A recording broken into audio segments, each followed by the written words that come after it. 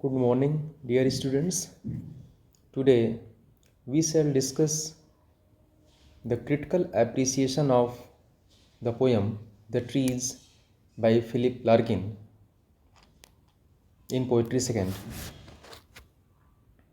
Okay.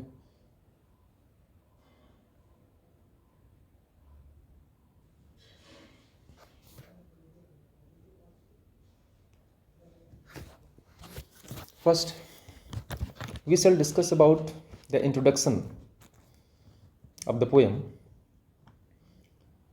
The Trees was written in 1964 and published in his book High Windows in 1974. The Trees is concise and compact but very striking poem about nature and death, which was composed by Philip Larkin.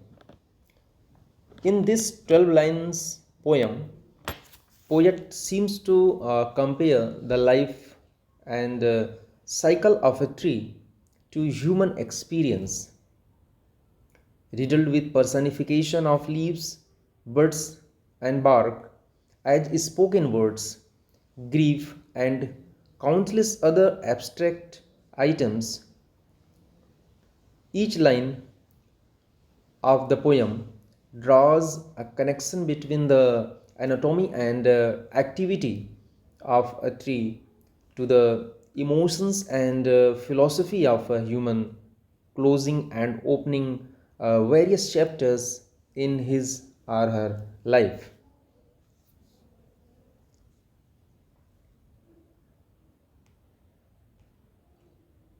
Now, we shall discuss about the structure of the poem, The Trees. Uh, the Trees is a 12 lines poem arranged into three quatrains.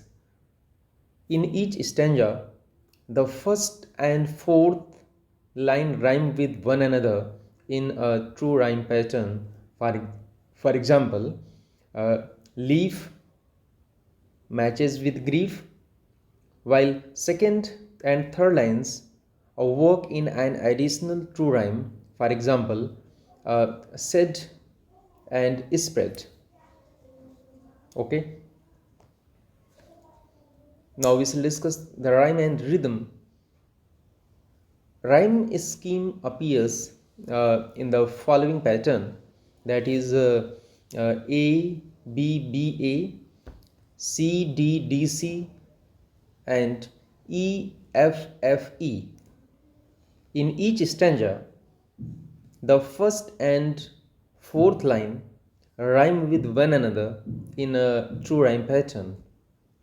For example, in second stanza, line number 1 and 4, that is again and grain, and lines 2 and 3, that is true and new. In this short poem, consistent iambic foot and tetrameter rhythm are used. For example, the trees are coming to life like something almost being said. Line number 9.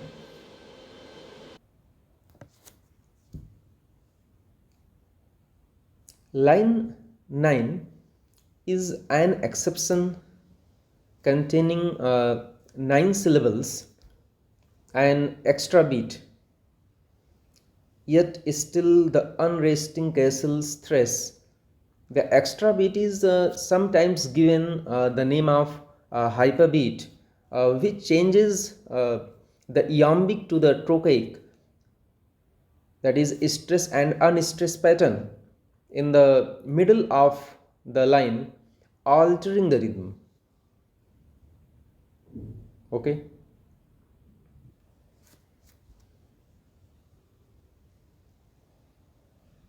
Now we shall discuss the themes of the poem, the trees. Okay, the trees uh, is a poem about the life cycle of trees. It analyzes the realities of human life.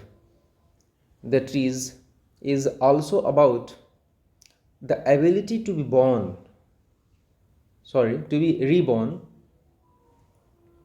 It indicates theme of renewal through the repetitive life cycle of the trees.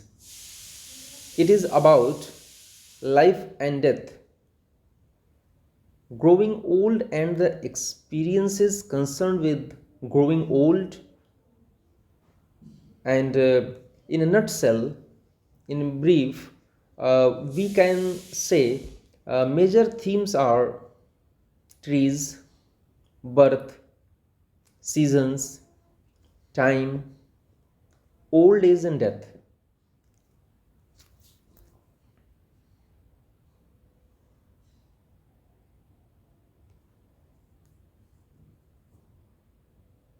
We all know that uh, this is a movement poem. It is a representative movement poem, and it shares the elements of movement poetry, that is moderate, rational, ironic, precise, colloquial, and argumentative in style.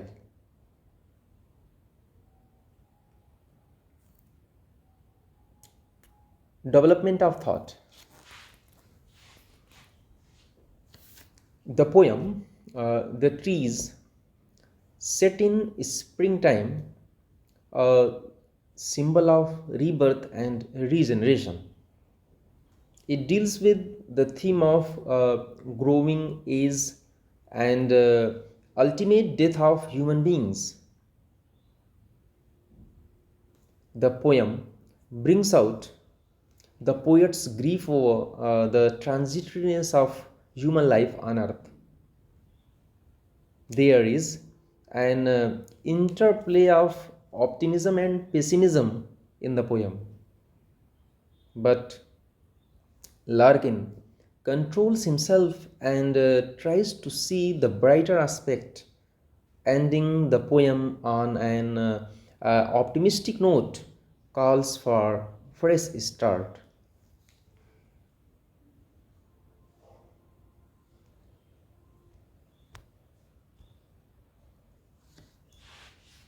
Now we shall discuss about the critical comment. In the first stanza, there is image of the trees which are coming into leaf and on which the recent buds relax and spread. Use of present participle coming brings immediacy and presence. These opening words invite the reader into the poem and into the reawakened trees.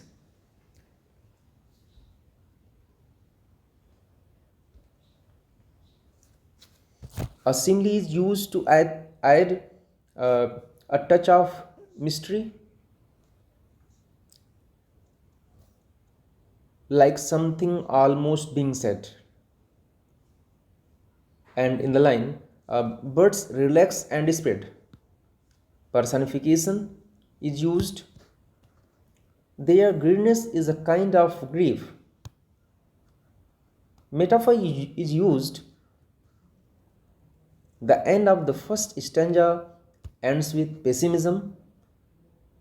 From the moment you are born, you are destined to die. The first stanza observes that the trees are growing their leaves again, yet goes on to remark that the trees' greenness is a kind of grief.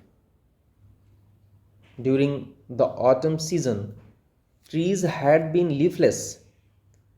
They are now regaining their greenness. Fresh leaves are coming to them. This process of rebirth and regeneration is just like a hidden message for human beings. Tender buds which have just come to the trees will soon open and enhances the beauty of the trees. Thus, the trees which were ugly during the autumn will begin to look pretty and young in the spring season.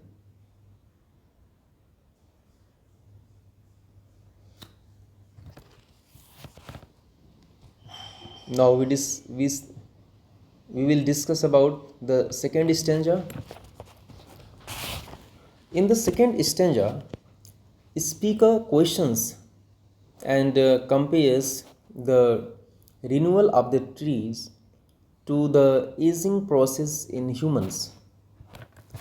Poet questions, what is the cause of grief?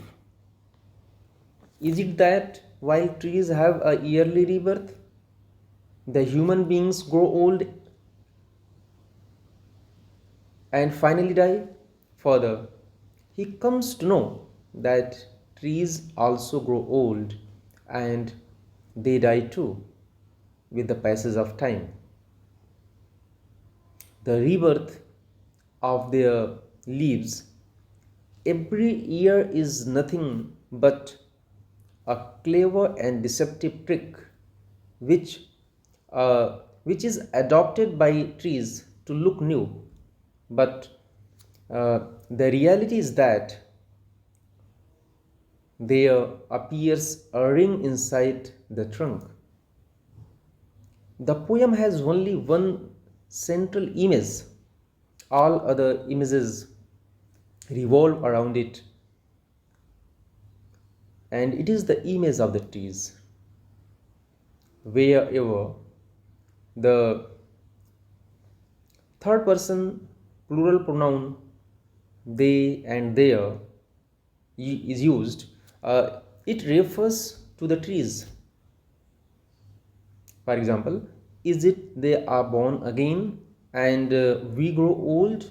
No, they die too.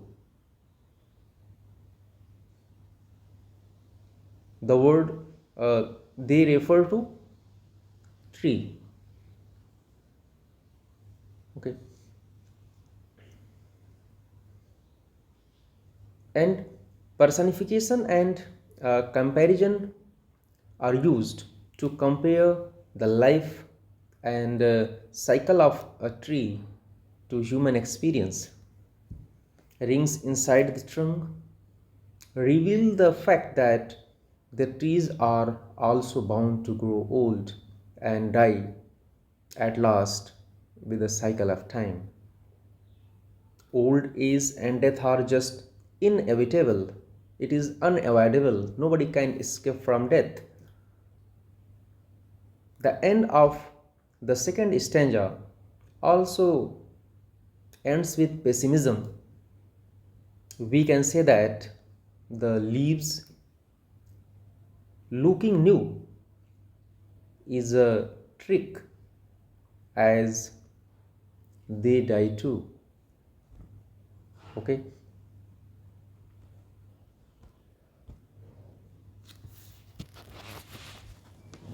Now we shall discuss the critical comment in the third stanza. In final stanza, Larkin refers to the trees as unresting castles. There is change of tone from irritation to complimentary. The trees are seen as a mighty fortress that protects human beings from scorching heat of the sun, rain, dust, and storms. Long vowel sounds are used, that is thres, afres, afres, afres, may, and say. The sound effects evoke an imagery of how leaves of trees are rustled by the wind. Last year is dead, they seem to say, begin afresh, afresh, afresh. The poem ends with a message that human beings should not depressed with their growing age, but they should take inspiration and motivation from the yearly renewal of trees and rebirth of crops. Larkin conveys his positive attitude towards the trees. The poem inspires us to make a new beginning with new enthusiasm.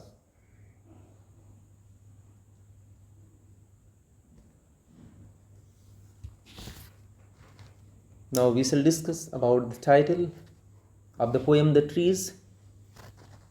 The title The Trees suggests that it is a nature poem, but it is not so. Nature has been used only as a medium to define human condition. The poem has human aspects like a typical moment poem. This poem is anti-romantic and anti-rhetoric.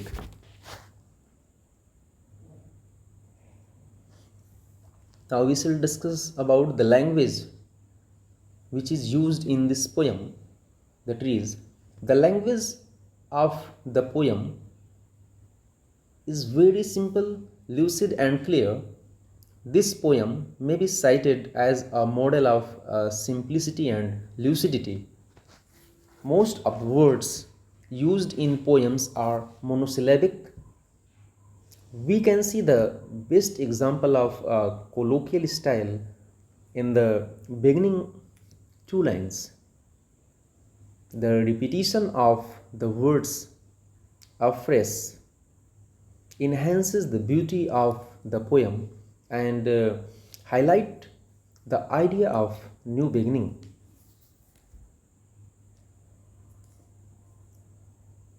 Now we shall discuss about the symbol which are used in the poem. The ring may be a symbol of eternity, but the reality is that trees are subject to death like all humans. Newly budded leaves symbolizes renewal and new beginnings. It is also a sign of spring that is associated with happiness and feeling of rebirth. Larkin gives emphasis that the green tree is young man and leafless tree is an old man.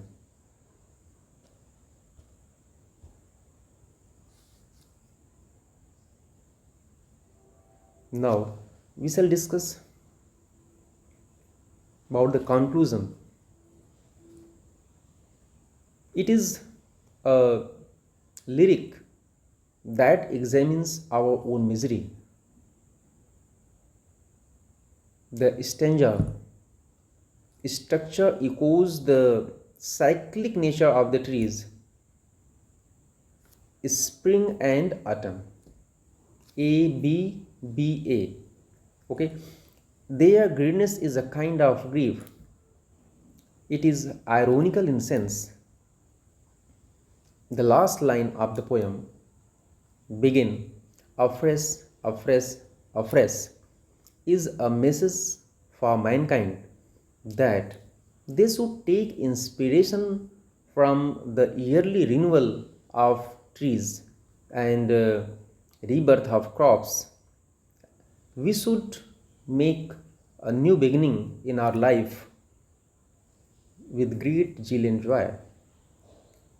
The unresting castles seem to convey a message of hope to the human beings. In this way, the poem, The Trees, ends with a quite optimistic note and revive the memory in the mind. If winter comes, can spring be far behind? In this way, we have discussed the critical appreciation of the poem The Trees. Today we discussed about the language, rhyme scheme, rhythm, and the meter which are used in this poem, and the introduction of the poem, and we also discussed the figures of speech which are used in the poem The Trees.